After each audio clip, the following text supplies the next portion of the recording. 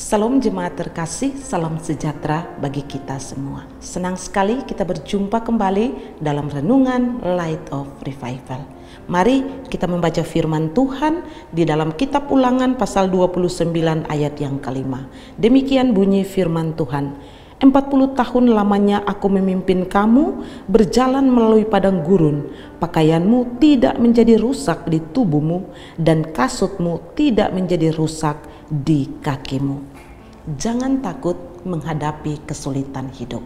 Saudara yang terkasih dalam Tuhan Yesus Kristus, ketika kita belajar tentang bangsa Israel, di mana ketika mereka keluar dari tanah Mesir, Tuhan membawa mereka mengelilingi padang gurun sepanjang 40 tahun lamanya. Ada banyak hal yang terjadi di sana. Misalnya saja mereka melihat mujizat-mujizat besar yang Tuhan buat di depan mata mereka. Mereka juga mengalami banyak tantangan-tantangan dan kesulitan hidup sepanjang mereka ada dalam pengembaraan di padang gurun. Mereka juga terus jatuh bangun di dalam dosa penyembahan berhala. Tapi dalam kesemuanya itu, sedikit pun Tuhan tidak pernah meninggalkan mereka. Bahkan janjinya itu menjadi nyata di dalam kehidupan mereka, sebagaimana yang kita baca dalam bacaan kita tadi, bahwa Tuhan berjanji menyertai mereka. Pakaian di tubuh mereka tidak akan rusak.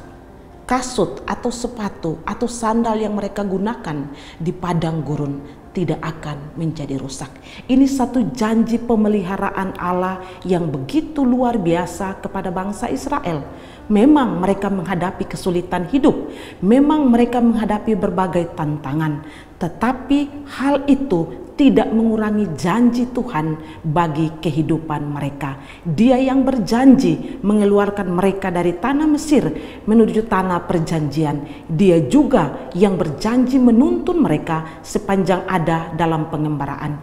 Allah menjadi tiang api pada waktu malam dan menjadi tiang awan pada waktu siang ketika mereka ada di padang gurun. Janjinya begitu nyata di dalam kehidupan mereka tentang pemeliharaan, tentang penyertaan di dalam kesulitan hidup mereka. Bukannya ini juga menjadi kekuatan bagi kita, apapun kesulitan hidup yang kita alami.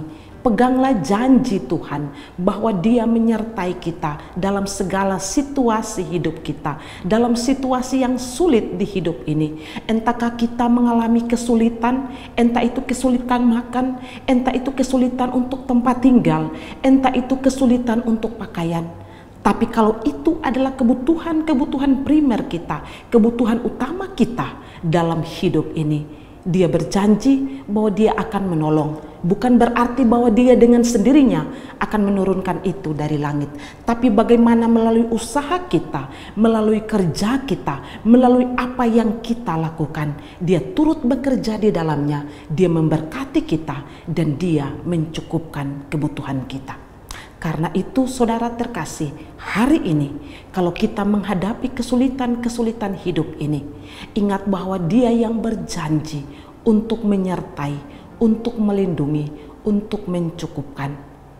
Tepat pada waktunya Dia akan menolong kita. Maukah kita memegang teguh janjinya dalam hidup kita?